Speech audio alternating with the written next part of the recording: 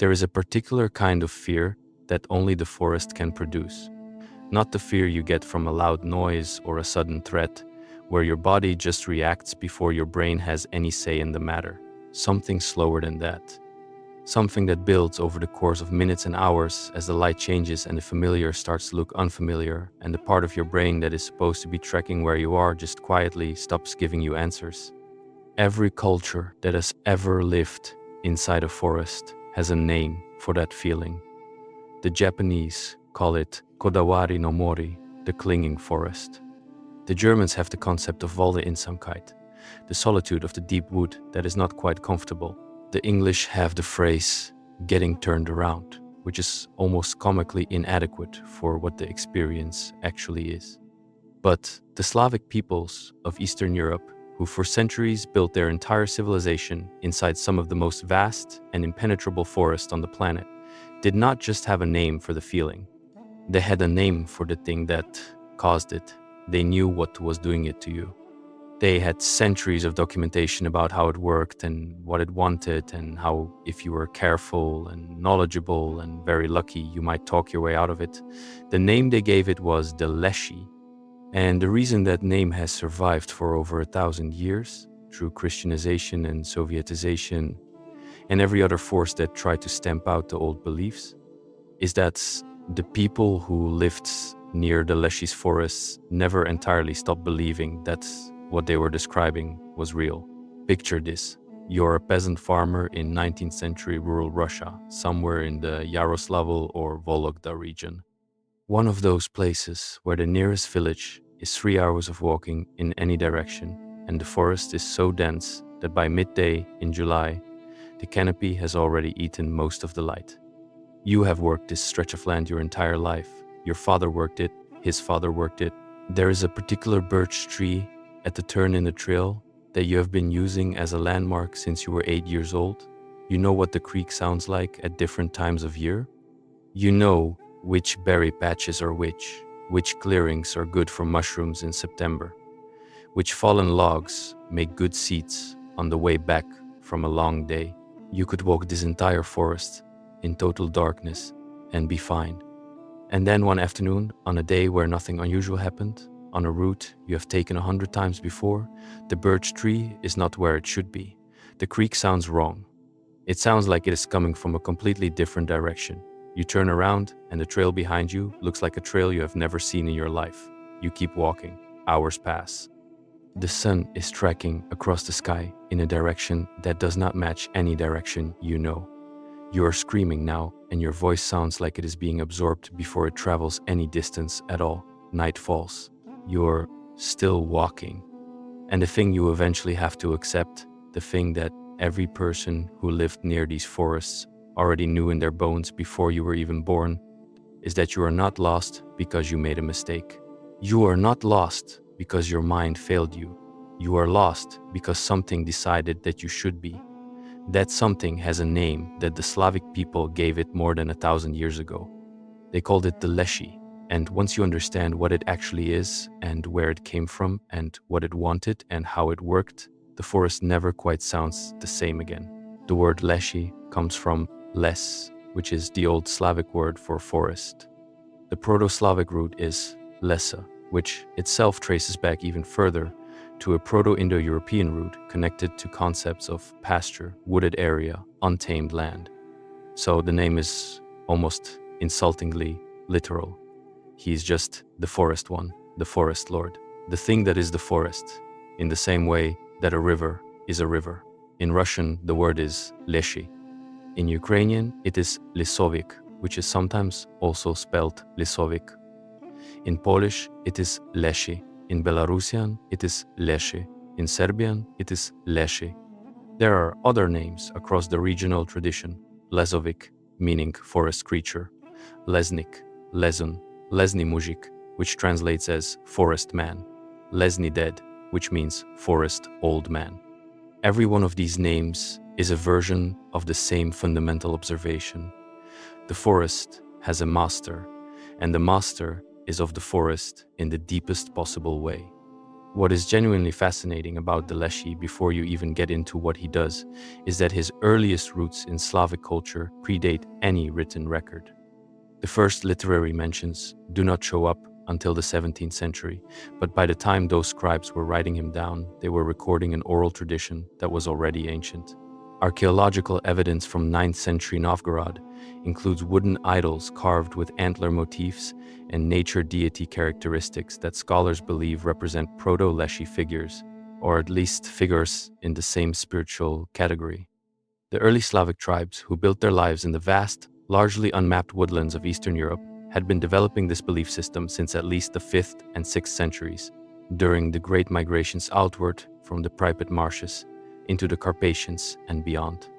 When you are a community of people who are living inside a forest rather than next to one, whose agricultural practice literally involves burning sections of forest down to create fields, whose cattle graze among the trees, whose roads run through the woods, whose tar and charcoal and timber and mushrooms and berries and fish all come from the same overwhelming green dark, then the forest is not scenery. It is the engine of your entire existence. It feeds you, it houses you, it can kill you. And in the animist worldview of the early Slavs, anything that powerful, anything that complex, had a soul, had ownership, had a landlord. That landlord was the Leshy, and his relationship with the human communities that lived adjacent to his territory was less like a monster lurking in the dark and more like a neighbor whose property you absolutely had to cross every single day to survive. You had to have rules for that. You had to have protocols. Before we get into those protocols, let us talk about what he actually was, because the origins of the Leshy in the folklore tradition are themselves stranger and more layered than most people realize. There are basically 3 competing traditions about where Leshies come from and what they are. The oldest pre-Christian tradition holds that the Leshy was simply a primordial spirit of nature, as old as the forest itself, a being that had no origin in the human sense because he predated humans entirely. In some versions of this telling, he was born from the first tree that ever grew on earth, or created by the old gods, specifically to administer the wilderness the way a domovois administers a household. He had always been there. He would always be there. The forest was his, and that was the entirety of his story. The second tradition is darker and more personal. In this version, Leshies are not primordial at all. They are cursed human beings, or the descendants of cursed human beings, people who were so thoroughly condemned by a parent's anger or a community's rejection that they were expelled from the human category entirely and absorbed into the wild. A man who dies unbaptized might become a Leshy. A man who was cursed at birth by a furious parent who spat something like "go to the forest forever" might find upon death that he has. In some versions of this, the children of those cursed people also become Leshies, and their children after them, an entire lineage of beings trapped between the human world and the wild world, territorial over the land that became their prison. This origin story does something interesting to the Leshy's character. It makes him comprehensible. He was a person once. He knows what it is like to want to go home and not be able to, which makes his interest in human wanderers take on a quality that is less like predation and more like a kind of bitter mirroring. The third origin tradition is the Christian overlay that arrived in the 9th and 10th centuries as the church moved through the Slavic lands and started retrofitting everything. In full Christian belief, Leshies were either fallen angels who landed in the forest when they were cast out of heaven, or they were creations of the devil designed specifically to lure humans into the wild and away from God. There was also a version where they were the descendants of Adam and Eve who were not acknowledged by God, the children born before the marriage was formally blessed, condemned to a kind of spiritual illegitimacy that manifested as wildness. This Christianized version tried to make the Leshy straightforwardly evil, and to a degree, it succeeded in changing how people talked about him. But it never fully succeeded in changing how people behaved around him, because the old protocols, the ones about making deals and showing respect and asking permission, those kept being observed even by people who had officially converted because the forest was still the same forest, and the forest was still dangerous, and the old practices still seemed to work. Now, the appearance, this is where things get legitimately, specifically weird. The Leshy refuses to hold one shape, and this is not a rhetorical way of saying he is mysterious. It is a literal description of his most dangerous attribute. He is a shapeshifter in the most complete possible sense of the word. He can become literally any element of the forest around you. When he chooses to appear in something close to his natural form, the accounts across centuries and thousands of miles of regional folklore are remarkably consistent. He is tall, often described as swelling to match the height of the tallest trees in whatever forest he moves through, so that in an old-growth pine stand he might be as tall as the pines themselves. His hair is described as made of living vines and grasses, tangled and green, and moving slightly even when there is no wind. His beard is gray-green lichen. His skin has the texture and color of birch bark. His eyes glow with a light that different accounts describe as pale green, or lead blue, or the color of still water, but the quality they all agree on is that they are completely, unnervingly still, the way animal eyes are still, not evaluating you or reading your expressions the way human eyes do, but just registering you as a presence in a space. He has blue blood, which in some accounts tints his cheeks and the undersides of his wrists a faint blue-gray color. He has no shadow, he has no right ear, he has no eyebrows. His coat is buttoned on the wrong side, and his shoes are on the wrong feet. When he walks through an open field, he shrinks himself down to the height of the grass so that he is invisible from any distance, blending into the meadow as he crosses it. When he returns to his forest, his body expands to fill the space. He is an expression of the territory's scale and the territory's mood. When the forest is old and immense, he is old and immense. When the forest is young birch scrub, his presence feels lighter and more playful. He carries a club in some accounts, to make clear to anyone who encounters him that this is not a negotiation between equals. But most of the time, he does not need the club because he does not present himself as a club-carrying giant. He presents himself as the old man you thought was your neighbor on the path ahead of you. He presents himself as a mushroom on a log that is somehow slightly too perfectly positioned to be accidental. He presents himself as the sound of laughter echoing from between the trees in a direction you cannot quite locate. He is the most shape-changeable figure in the entire Slavic mythological tradition, which is saying something because that tradition includes a considerable number of shapeshifters. What makes the Leshy different from those others is that his shapeshifting is not about deception for its own sake, it is about territory. The forest has a character of its own, a mood, a presence. He is the physical expression of that mood. When the forest wants you disoriented, he becomes the voice that calls you off the path. When the forest wants you frightened, he becomes the shadow that keeps appearing at the edge of your vision.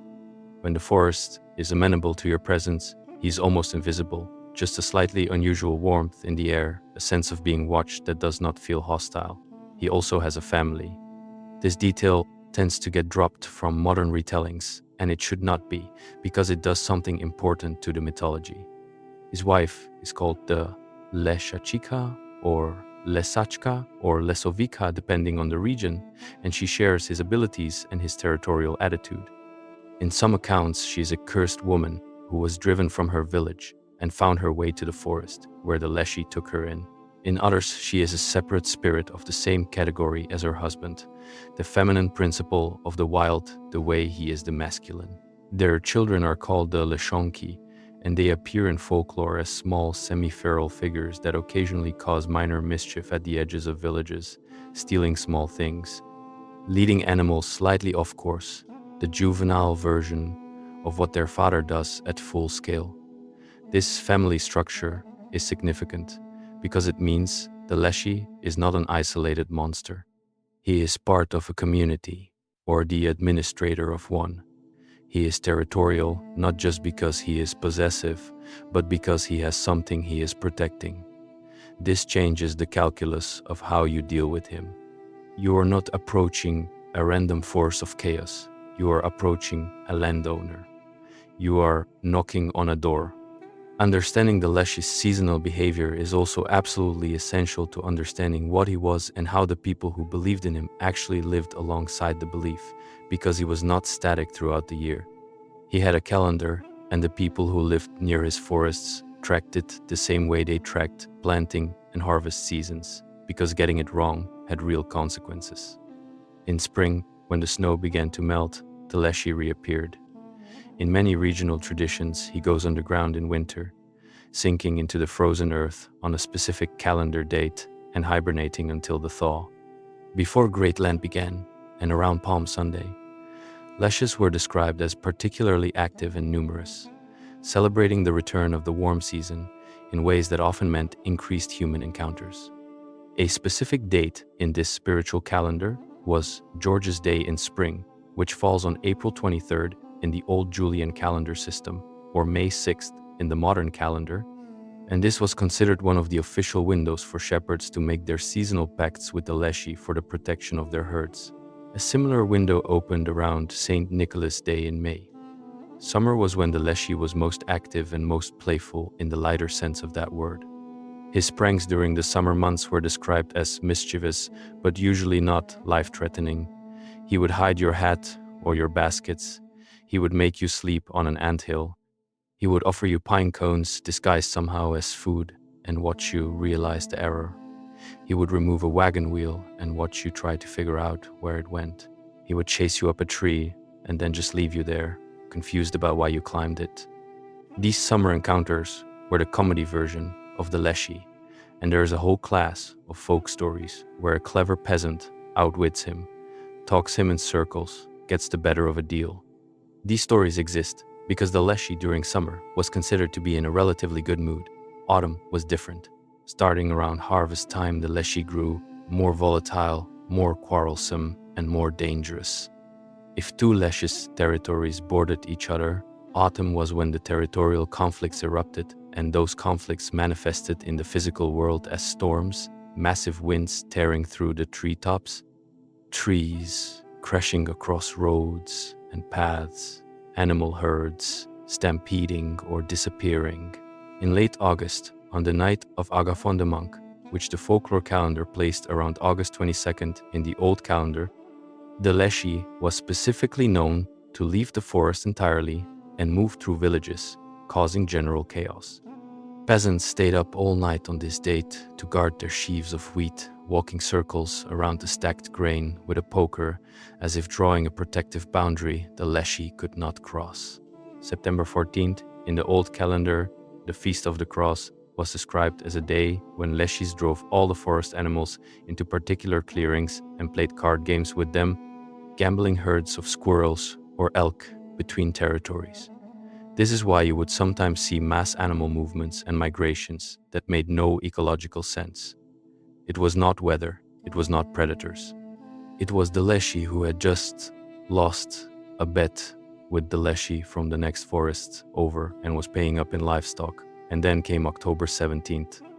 October 17th was Saint Erofe's Day, known colloquially as the Day of the Leshy, and by popular belief, this was the date on which the Leshy stopped moving through the forest and sank into the earth for winter. But the period immediately before this was considered the most dangerous time of the entire year to enter the forest, more dangerous even than the Agathon night in August. Because before the Leshy went underground, he was furious. He spent his last days above ground brawling, digging up the earth with his bare hands, shrieking through the treetops, driving animals in all directions. The peasant communities who observed this calendar tradition simply did not go into the forest on October 17th, not for any reason. People who absolutely had to go into the forest that day made specific, elaborate preparations. Everyone else stayed home and prayed. The belief was not fully consistent across all regions because folklore never is. Some traditions held that he stayed in the forest through winter, causing blizzards and appearing to travelers who got lost in snowstorms. Others described him as particularly potent during the Christmas season, which is a liminal time in Slavic spiritual life when the boundary between the normal world and the spirit world is thin.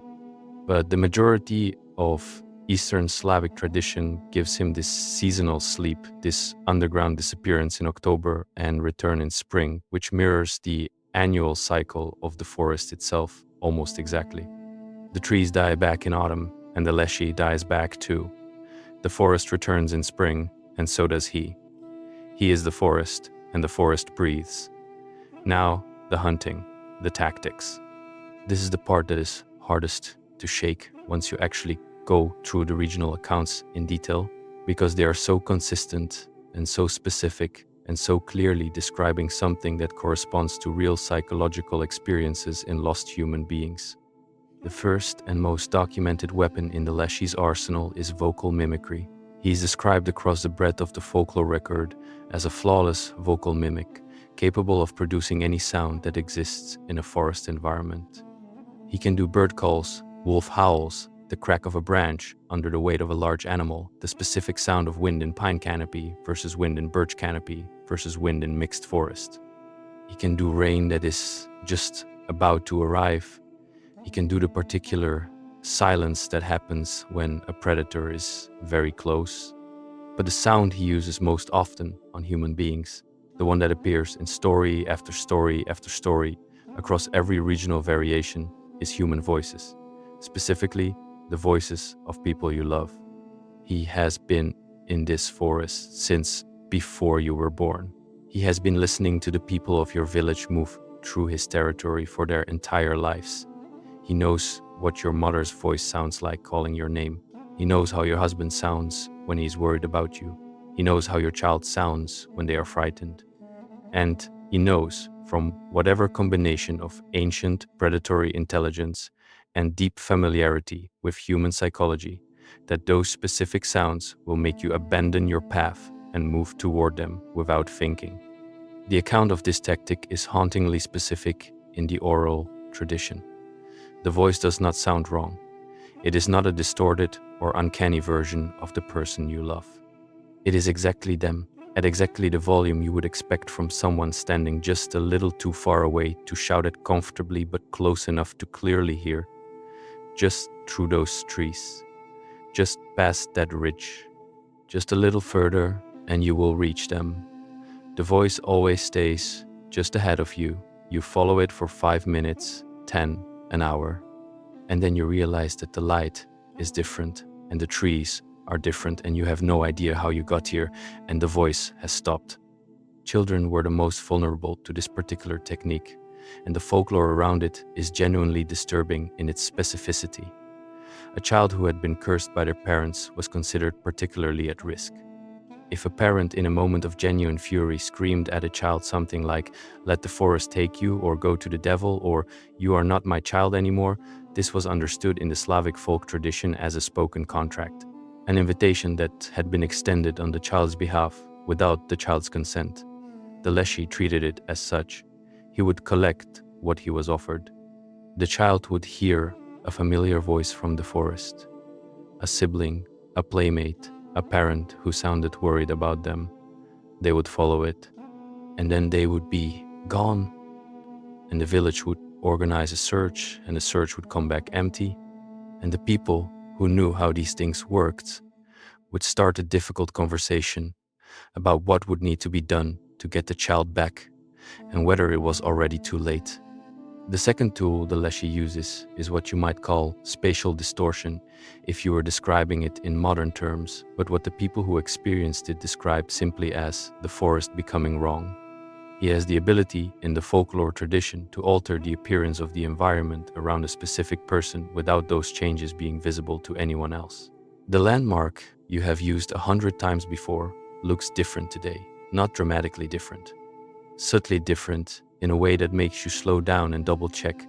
And by the time you have decided you must have been misremembering, you are already 20 yards off the path you thought you were on. The creek that should be running in a specific direction seems to be running the other way. The trail markers, the notches in trees that loggers made, the cairns that shepherds stacked, they have been moved or are missing entirely.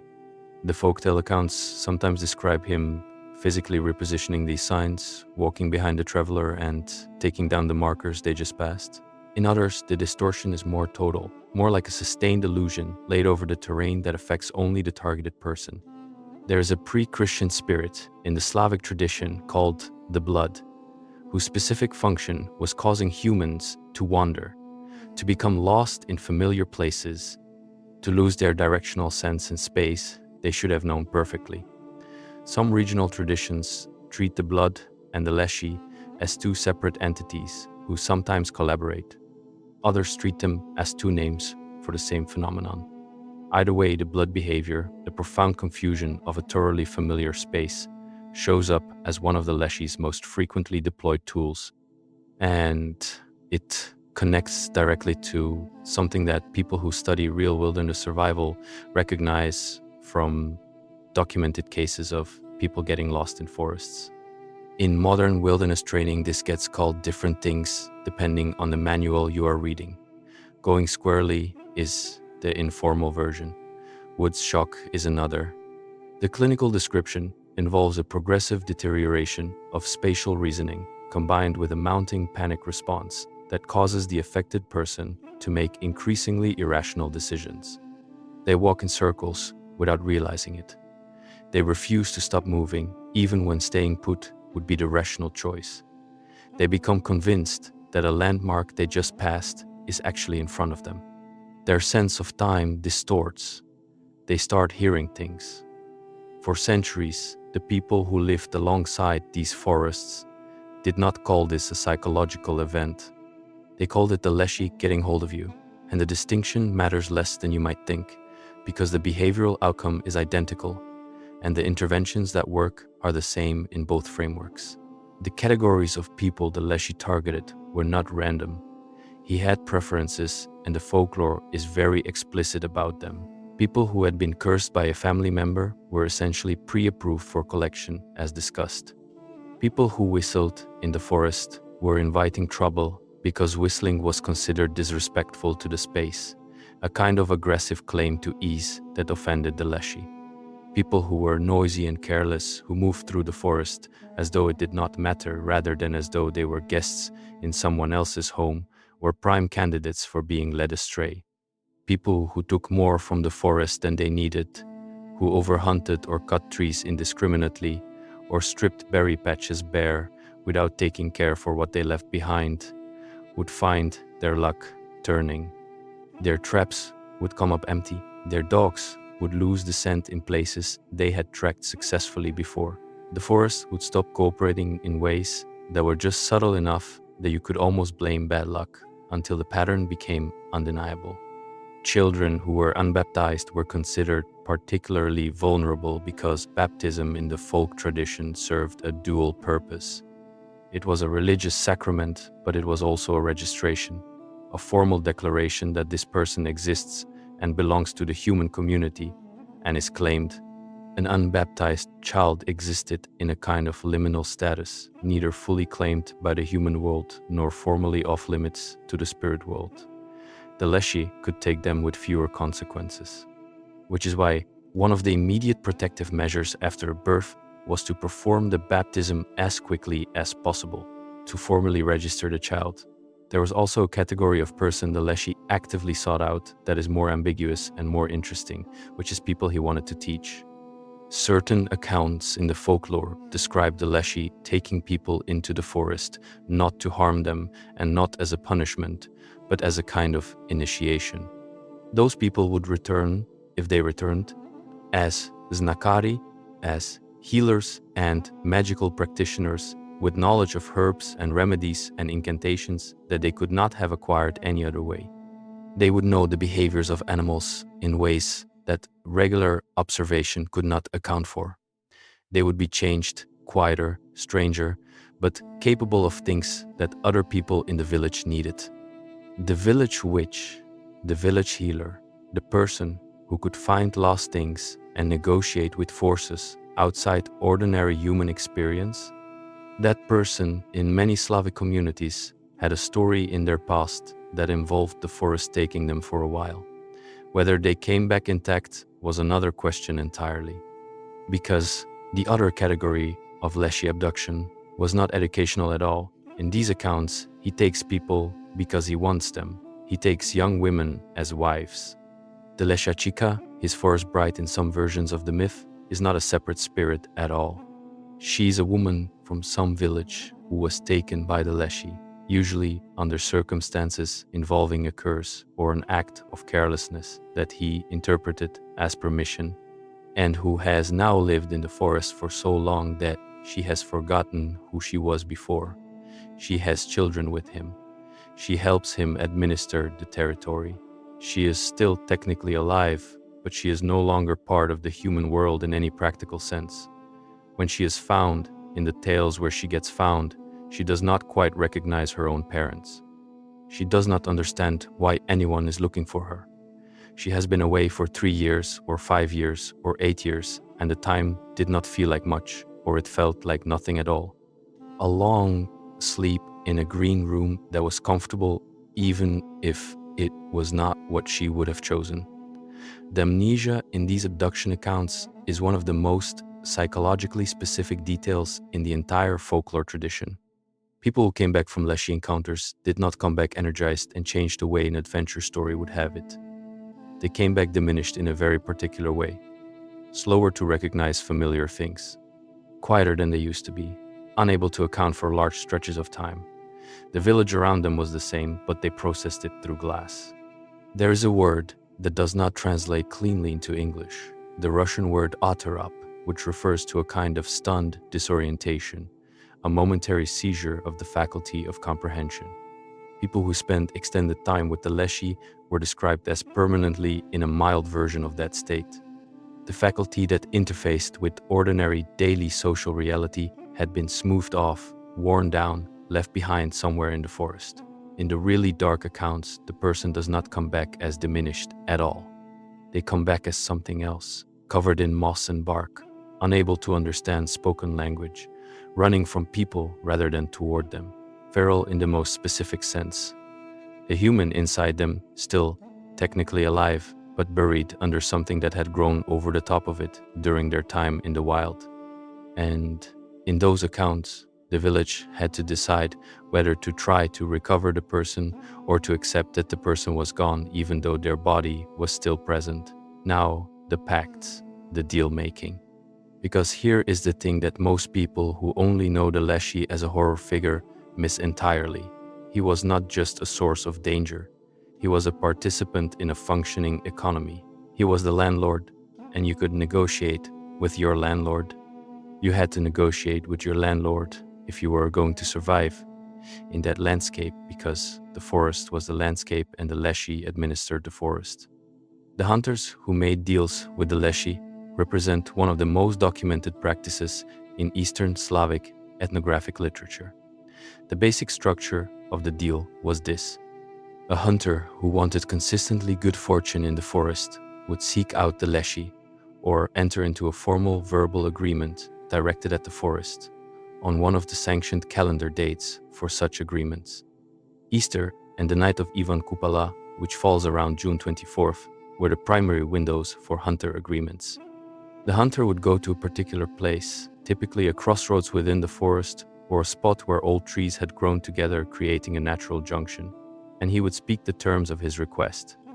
In exchange for being guided toward game, for having the forest open up for him in the way it did not open up for other hunters, for accurate shots and full traps, and the specific favor of a territory's landlord. The hunter would offer things in return. In the pre-Christian accounts, the offerings were relatively straightforward. Specific portions of the hunt, acknowledgement, proper ritual treatment of the animals taken. In the post-Christian accounts, the deal became theologically fraught in interesting ways. The hunter would give up his cross, not throw it away, but physically remove it from around his neck and set it aside for the duration of his time under the Leshy's protection. He would agree not to take communion while the pact was active. He would, in essence, step outside the protection of the church and into the protection of the older power for the period of the agreement. This framing made it easy for later Christian authorities to describe these deals as selling your soul to the devil, but the people who made them did not experience them that way. They experienced them the way you experience any practical arrangement with a powerful neighbor who can make your life very good or very difficult, depending on whether you treat them properly. The terms were clear. You did not take more game than the Leshy approved. You did not hunt on the days the deal prohibited. You did not tell anyone about the arrangement.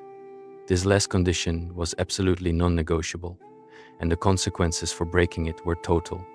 The moment you disclosed the deal dissolved. And what came after the dissolution was not just losing the favorable hunting conditions. It was the active, motivated attention of an entity that felt it had been disrespected. Your traps would come up empty for the rest of the season. Wolves would circle your grazing animals. You would find yourself turned around in familiar paths.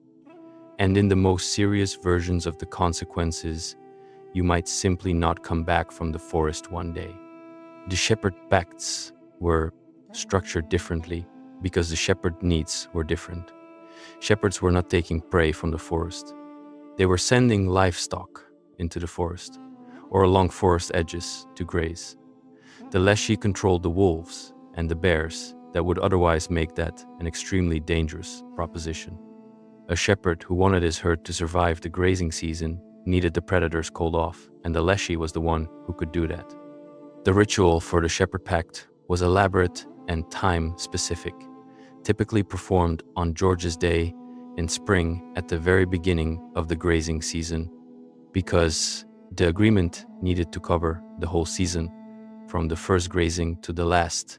The shepherd would walk the herd in a specific pattern, sometimes circling them 3 times while carrying sacred objects and reciting incantations. He would sit on a fallen birch tree or an aspen stump at a specific forest junction and present his case to the Leshy out loud. The offerings were typically an Easter egg, bread with salt, and in some accounts, a specific animal from the herd, a cow that was promised to the Leshy and understood to be his. That cow would either die during the season or simply walk into the forest one day and not come back. And the shepherd who had made the deal knew not to look for it. What the shepherd got in return was extraordinary. The wolves that killed the neighboring village's sheep would walk past his herd as if the animals were not there. Strays would find their way back. The bears that denned in the deep wood would stay deep in the wood. The herd would come through the season largely intact in a landscape where this should have been statistically impossible. The conditions of the shepherd deal had one particularly strange dimension that does not appear in the hunter deals. The shepherd, while the pact was active, was not permitted to witness births or deaths in his herd. The folklore is not entirely consistent about why, but the most common explanation is that these were events that belonged to the natural cycle in a way that the Leshy considered his domain. And having a human present at them while under pact conditions created some kind of boundary violation. The shepherd, who saw a calf born during the pact season, or who was present when an old cow died, might find the deal voided without warning, and then everything the deal had been holding back would come rushing in at once. The rituals around requesting the Leshy's help when things had already gone wrong were also detailed and documented. If your cattle had wandered into the forest and could not be found, if you could hear the bell on your led cow from somewhere in the trees, but couldn't reach the sound no matter how you moved toward it, because the Leshy was holding the animal in a kind of suspended space that was technically within earshot, but physically unreachable, then you needed to go to a crossroads inside the forest, often with a person who knew more than you did about how these negotiations went, and you needed to make an offering. The ritual was called the turning away, and it involved bread and salt and eggs, and sometimes a piece of lard wrapped in clean cloth and tied with red thread. You left it at the crossroads, and you spoke your request clearly, not as a demand, as a request, because the thing you were asking was a landlord, not a servant. Sometimes the cattle appeared the next day. Sometimes they did not appear for several days. Sometimes they came back looking strangely different, as if they had spent their time somewhere that was adjacent to your forest, but was not quite your forest. Sometimes they did not come back at all, in which case Your offering had been insufficient, or your tone had been wrong, or the Leshy had already decided that this particular cow was his now. The calendar of deal-making also governed when it was safe to be in the forest at all and when it was profoundly inadvisable. Before Great Lent began, the Leshes were particularly numerous and energetic, celebrating the upcoming warmth in ways that made forest travel risky. The period around the Christmas season was another danger window, because liminal times in the Slavic calendar were when the barriers between the ordinary world and the spirit world softened, and the Leshy was fully present on both sides of that softening. On the night of Agathon, the monk, in late August, he specifically came out of the forest to run through the villages. You stayed inside. You guarded your grain with iron implements, because iron was widely understood as crossing a kind of boundary the spirit world could not easily pass. And then there was October 17th, which we have already established, the day that even deeply practical, unsuperstitious people did not enter the forest. The survival techniques that the folklore tradition developed for Leshy encounters are themselves a kind of document of how these communities thought about the mechanics of the spirit world, because every technique has a logic to it that reveals an underlying theory of how the Leshy's power actually works. The most famous and most consistent technique across all regional variants is reversal. If you are lost and you believe the Leshy has a hold on you, you take off your coat and put it on inside out. You switch your shoes to the opposite feet. You take off your belt and put it on backwards. In Belarusian traditions, there were versions where you were supposed to stand on your head while reciting the counter incantation, which is both funny and deeply revealing. The underlying theory is that the Leshy's disorientation spell works by locking onto your body's orientation in space and using it as a reference point to keep you moving in the wrong direction. By literally reversing how you are wearing your clothes, by becoming somebody who is walking backwards relative to their own garments, you disrupt the lock. You become briefly unreadable to the spell. The forest's hold on your sense of direction fails for long enough that you can find a way out. This is not a metaphor. The people who practiced this believed it was a mechanical intervention in a physical process, the same way you would use a crowbar on a stuck door. The verbal technique operates on similar logic. Slavic folk magic is deeply invested in the binding power of spoken words and the idea that a complete verbal circle, a statement made and then returned to its origin, has a kind of closure property that undoes whatever was opened by the original speech. If someone cursed you into the Leshy's hands, you uncurse yourself. If you greeted the forest in a specific way when you entered, you repeat that greeting. The point is completion. The point is closing what was opened. Salt was protective not just against the Leshy, but against essentially every threatening spiritual entity in the Slavic tradition, which tells you something about how animist cultures think about salt's properties.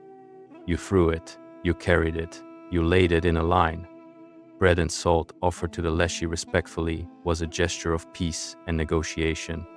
Throwing raw salt at whatever was disorienting you was a direct counter, a refusal of the engagement he was trying to establish. Fire was the human domain boundary. Making a fire and staying inside the circle of its light was understood as reasserting your position in the human category of being. You were not in the Leshy's world anymore. You had claimed the piece of your world within his, and he respected that boundary because it was the oldest boundary there is, the line between the fire-keeping animal and the dark. Profanity is the one that always surprises people when they first encounter it in the protective measures, but it shows up consistently enough to take seriously. Swearing loudly and directly at the forest, specifically at the Leshy, was considered an effective way of startling him out of his focus on you. The theory seems to be that even an ancient forest deity can be momentarily thrown by a sufficiently aggressive and creative assertion of human presence, and that the interruption of his concentration is enough to weaken the disorientation, enough for you to reorient. The Leshy was also, according to the folklore, afraid of dogs, and this one actually has deep logic behind it. Dogs in Slavic culture were explicitly domestic animals in a way that went beyond utility. They were of the human world. They had crossed from the wild into the domestic in a way that was permanent and profound, and their presence at a campsite or on a trail was understood as an extension of the human domain into the wild space. A dog that reacted to something in the forest was useful because it could sense the Leshy before a human could.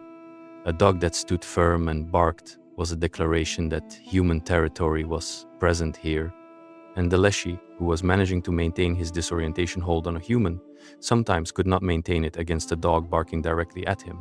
The tricolored cat had similar properties, in a more specifically magical key. Copper bullets were the physical weapon if it came to that, though actually reaching the point of shooting at a Leshy suggests a degree of escalation that the folklore generally advised avoiding. An ash or mountain ash branch, rowanwood, was widely considered protective against the spirit world in general, and could be waved or carried or laid across a path you needed to be sure of. Now let us talk about the scholars who documented all of this, because the story of how the Leshy ended up in the historical record is its own kind of story. The most important single figure in the preservation of the Leshy's mythology was Alexander Afanasiev, the 19th century Russian folklorist who spent decades collecting oral traditions from rural communities across the Russian Empire and published them in a collection that ran to 8 volumes between 1855 and 1867. He has been called the Russian counterpart to the brothers Grimm, and the comparison is apt in more than one way, because like the Grimms, Afanasiev was working against time. The rural communities where these stories lived were already being disrupted by urbanization and industry, and the increasing reach of official institutions that had little patience for pre-Christian folk traditions. Afanasiev understood that if someone did not write them down, they would disappear. He also wrote a massive theoretical work called The Poetic Outlook of Slavs About Nature, 3 volumes published between 1865 and 1869, which attempted to make sense of the whole mythological system and the relationship between the folk traditions and the natural world they described. It is still one of the primary scholarly sources on the subject. Vladimir Dal, who published his explanatory dictionary of the living great Russian language in the 1860s, defined the Leshy specifically as the owner of the forest, a mute yet vocal entity, which is a beautiful contradiction that captures the Leshy perfectly. He commands sound, but has no voice of his own in any authentic sense. Everything he sounds like is something he is mimicking. Sergei Maximov, writing in 1903 inches a book called Unclean, Unknown, and Cross-Force, documented the folk practices associated with the Leshy in the kind of ethnographic detail that shows he was interviewing living practitioners, people who still genuinely believed and who still performed the rituals. His accounts of the Shepherd Pact protocols and the October 17th avoidance are among the most specific we have. Lyudmila Vinogradova's work in the late 20th century, particularly her scholarship on folk demonology and the mythological ritual traditions of the Slavic peoples, attempted to systematize the enormous regional variation in Leshy traditions and identify the shared structures underneath all the local differences. Her conclusion, broadly, was that the Leshy represented one of the most stable and consistent figures in the entire Slavic mythological tradition, more consistent than most of the major deities, because he was not a theological construct created by a priesthood. He was a practical, functional belief that emerged directly from daily life in a forested landscape. And practical beliefs survive longer because they are continuously reinforced by experience. Now, the Christianization. Because the Leshy did not disappear when the church arrived. He got rebranded. The process is actually documented in the historical record in a way that most pre-Christian beliefs are not, because the church kept records, and some of those records specifically describe attempts to stamp out the Leshy practices. In the 11th century, Hilarion of Kiev wrote a sermon on law and grace that explicitly railed against holdover pagan practices, and the forest spirit practices are among those mentioned. By this point, the Christianization of Kievan Rus had been officially underway since 988, when Vladimir the Great was baptized and declared Christianity the state religion. The idols of the old gods were pulled down and thrown in the river. The pagan temples were burned or converted. Priests moved through the countryside performing baptisms and trying to replace the old holidays with Christian ones. And for the major named deities of the Slavic pantheon, this largely worked over the following centuries. Perun, the thunder god, got absorbed into Saint Elijah, who in folk tradition still rides a flaming chariot through the storm clouds and whose feast day happens to coincide with the old Perun festivals. Veles, the underworld god, got identified with Saint Blasius and with the devil. Mokosh, the earth and fate goddess, got folded into the Virgin Mary. But the Leshy was harder to absorb because he was not a deity in the same way those figures were. He was not a personality overlaid on a natural force. He was, in the animist framework, the actual consciousness of the forest itself. You could rename a thunder god, you could not rename the forest. The church's approach was to try to make the Leshy evil. Straightforwardly, categorically evil. The Dictionnaire Infernal, the famous 17th century French compendium of demonic beings, includes an entry on the Lechis, the Slavic forest spirits, describing them as demons with goat bodies and glowing eyes who lure travelers to their deaths. The Polish Jesuit Simon Okolski in the same century wrote about the Diabel Lesny, the forest devil, as a specifically satanic entity whose pacts were deals with evil rather than negotiations with nature. The folk Christian belief that Leshes were fallen angels, which we discussed earlier, was a direct product of this Christianization effort. If the Leshy is a fallen angel, then the deal-making practices are inherently soul-selling. If the Leshy is a demon, then the people who made pacts with him were collaborating with evil. This made the old practices morally fraught in a way they had not been before. But here's what the historical record shows. Through the ethnographic work of Afanasiev and Dahl and Maximov and everyone who came after them, the practices continued. Peasants who went to church on Sunday and took communion went to the forest crossroads on Monday and left bread and salt. Shepherds who circled their herds with an icon in one hand during the official blessing ritual performed the private incantation and sat on the fallen birch stump on their own terms. After, the old ways and the new ways did not cancel each other out, they layered. By the 19th century, when the major ethnographic collection work was happening, you had communities that were genuinely devout Orthodox Christians who simultaneously maintained a completely functional folk practice around the Leshy that treated him as a real and present force requiring active management. The contradiction was not lost on them. They held it the way people hold most productive contradictions, by not looking directly at it and getting on with their lives. During the Soviet period, the Leshy took another hit, this time from state atheism rather than Christianity. Russian fairy tales were important enough culturally that they survived the Stalinist period, largely because Maxim Gorky argued successfully that folklore was an artistic and cultural heritage that the new state should be proud of rather than suppress. But the folk practices, the actual ritual observances around forest spirits, were categorized as superstition and actively discouraged. For a few generations, the living tradition of observance thinned out considerably.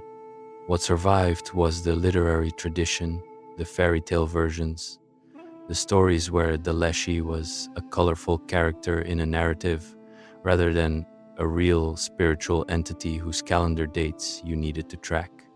But in rural communities, particularly in Belarus and in northern Russia and in parts of Ukraine that maintained strong folk traditions, the knowledge persisted at the family level. Grandmothers knew things.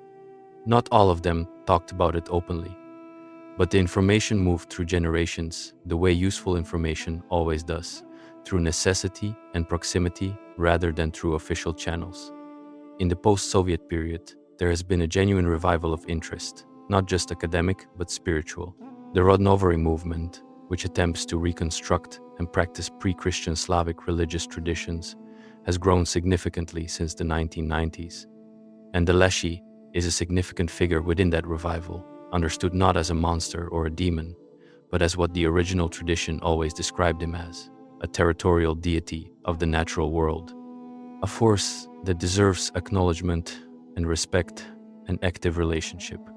There are people in contemporary Ukraine and Belarus who maintain traditional forest offerings, who do not whistle in old growth, who know the date in October when they do not enter the trees. And interestingly, in the modern environmental movement across Eastern Europe, the Leshy has been adopted as a cultural symbol in a way that would have been completely legible to the people who originally believed in him. Russian conservation organizations have used his image. The Pryoksko Terasny Nature Reserve has an official mascot called Leshy Terasovich, presented as a benevolent forest guardian.